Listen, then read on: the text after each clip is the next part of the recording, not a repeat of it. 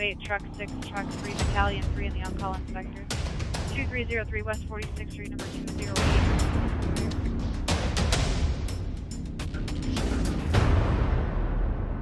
Hi, I'm Division Chief Steve Fessler, and on this episode of Sioux Falls Fire, we get to take a look at some various interesting training that we're doing throughout the department, and you need to stick around to the middle of the show for a special announcement.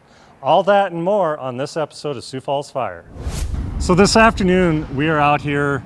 I'm with Captain Dan Wagner, and we're with the USAR group doing some training with Journey Group out at the Avera complex. And tell me a little bit about what we had going on here with our training today along with Journey Group. Today we simulated the crane operator went into cardiac arrest or some other medical condition where we had to go up and evacuate him from the top of the basket up here. Obviously this is different than most of our rescues due to the logistics of it. We're estimating about 130 feet in the air, which means for this type of rescue we have to do a lot of pre-planning, make sure we have all our equipment up there or have a means to get it up there. So how many individuals did we have go up to the top of the tower to assist in this and bring down? Today we had 3 individuals go up. We had a supervisor went up, we had a rigging supervisor, and then we had an attendant. Okay. And then how many people on the ground working with it? We had a company on the ground. There was Rescue 8 was on the ground. Okay. We did guidelines just to keep the basket straight, and then we did, our job was helping get the equipment to the top via rope system. Okay. So getting up to the tower, starters, they got to climb that thing to get up there and then assess, do medical assessment, all that kind of stuff. And you said we were simulating a cardiac arrest, so I'm guessing chest compressions, doing all that kind of stuff with it too. Yep, absolutely. That was the main thing they do. They get up there, assess the patient, and they go from there, depending what they need. Today we just did ropes, things like that, but if we had a ladder company, especially our Truck 3 with the bucket, or if they had other equipment here, we could use that as well. So this isn't our only way. This is just one of the specialized way that only we can do right now. So. Well, that's awesome. And then the really nice thing is being able to work with community partners on stuff like this, where like this one Journey Group came in and said, hey, we want to do their own safety simulation, work in conjunction with us. That's a great thing, just a great partnership, right? Oh, absolutely. This is a great opportunity for our guys. We don't get to do this every day. This is specialized equipment, specialized locations. It's great for us to think outside of the box and to try techniques that we usually just get to talk about. So during the exercise, I noticed that we had a firefighter riding along with the Stokes basket down, being like an attendant or something, right? Is that commonplace? It is, yep. We usually have, if there's a viable patient, someone that we're taking care of, we'll send a firefighter down just to assess the patient, to make sure they're okay, make sure they're not choking or having a medical condition.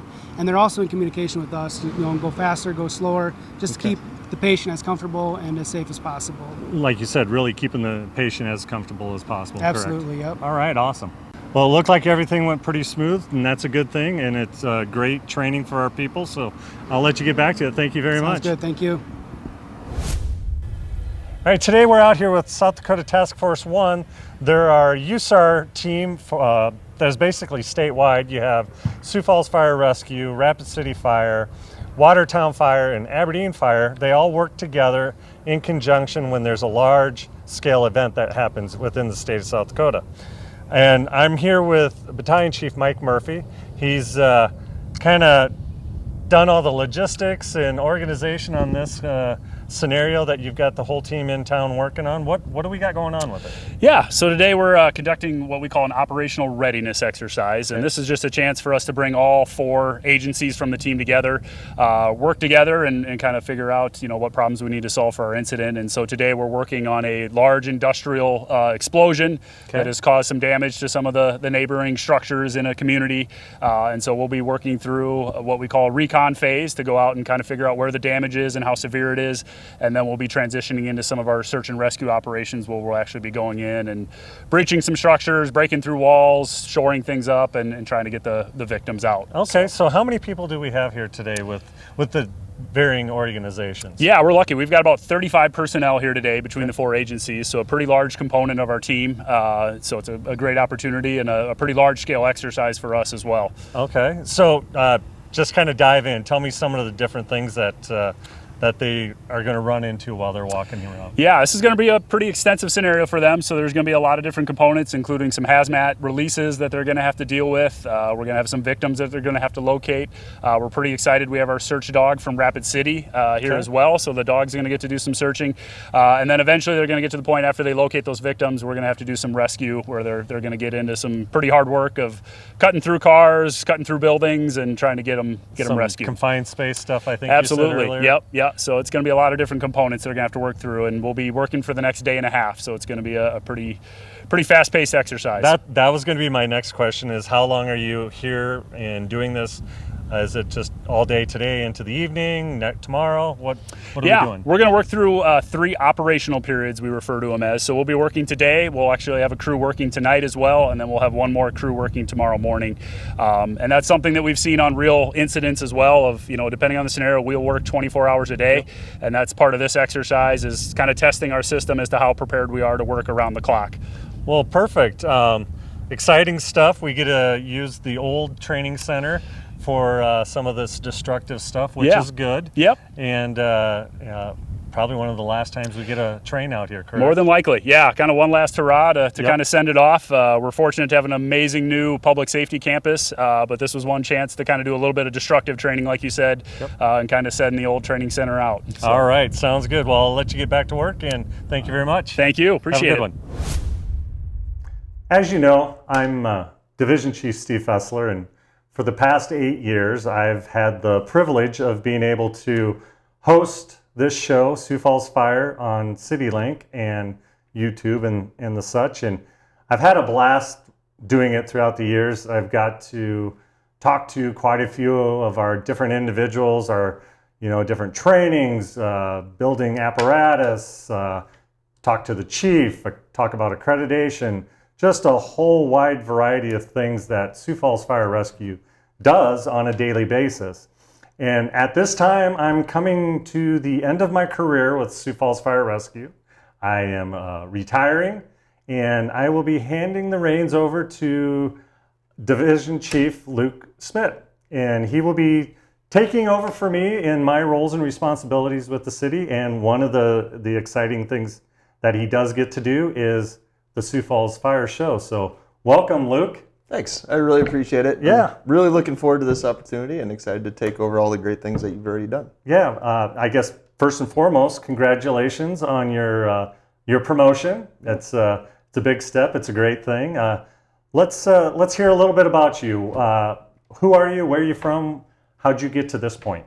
So my name is Luke Smidt. I'm from Sioux Falls, South Dakota. I grew up here. I went to high school here, ended up going to Augie. When I graduated from Augie, I graduated with my nursing degree. So I was a nurse in Sioux Falls for a little while, and then me and my wife went and did some travel nursing. Okay. After that, about 4 years, I decided to come back to Sioux Falls. Ended up getting hired with Sioux Falls Fire Rescue. So I've been here for 10 years now.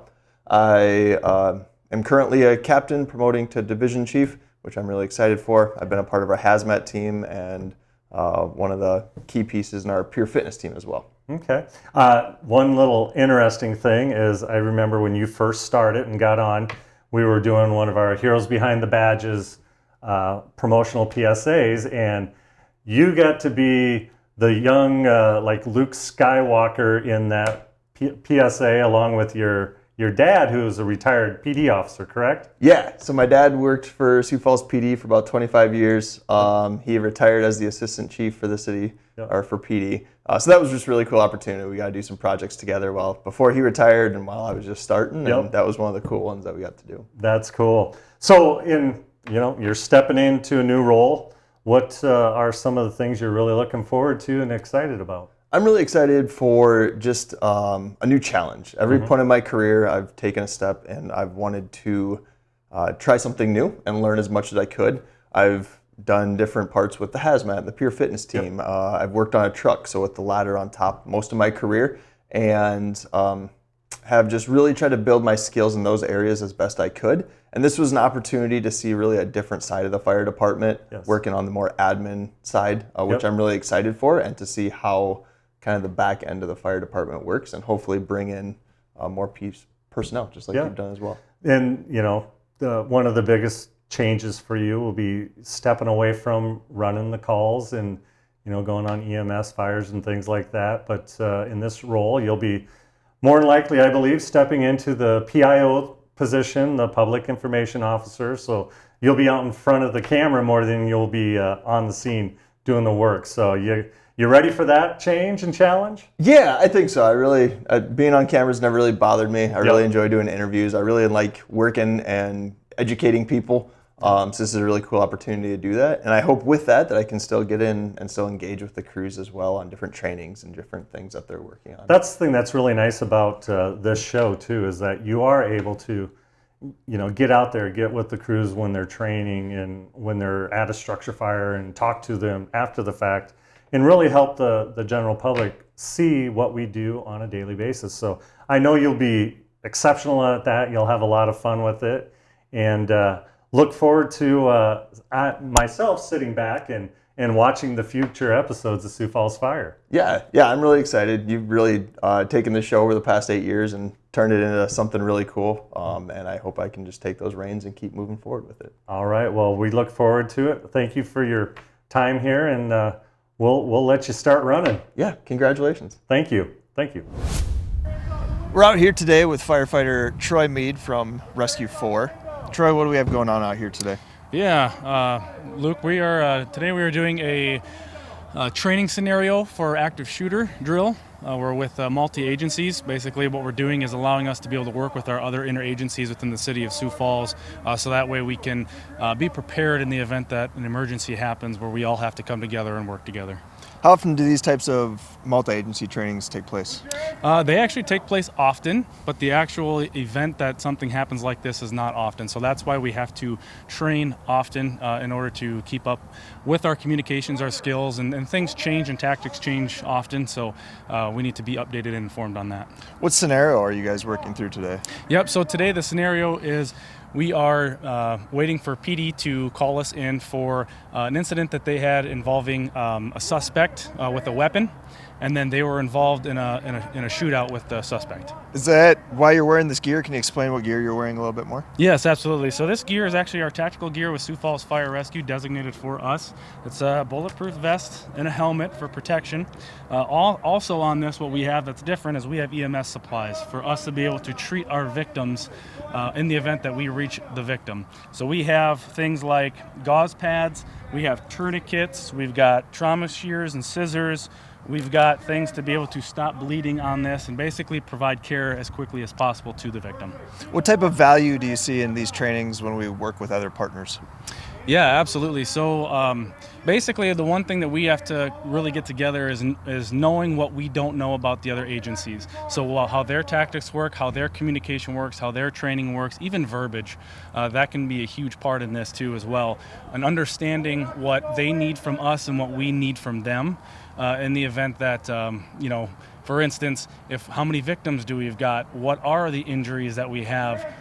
Those types of information is critical in a scenario like this. Has it been easier to get these trainings together with the new training facility that we have out here? Absolutely, it has been, yes. Not only for purposes of actually doing the trainings, but being able to bring everybody together in one central location and have all of our resources out here together and all the training equipment and things like that. And on these scenarios, we don't just pass by each other and see each other, but since we're out here all the time with the other agencies, we are able to talk to them more often and communicate with them. Awesome. Well, these trainings are awesome. It's been really fun to watch, and we look forward to the next time we get to integrate with them. Yeah, that sounds great. Thank you, Chief. That concludes another episode of Sioux Falls Fire. For any more information, you can go to siouxfalls.gov/fire. We'll see you on the next one.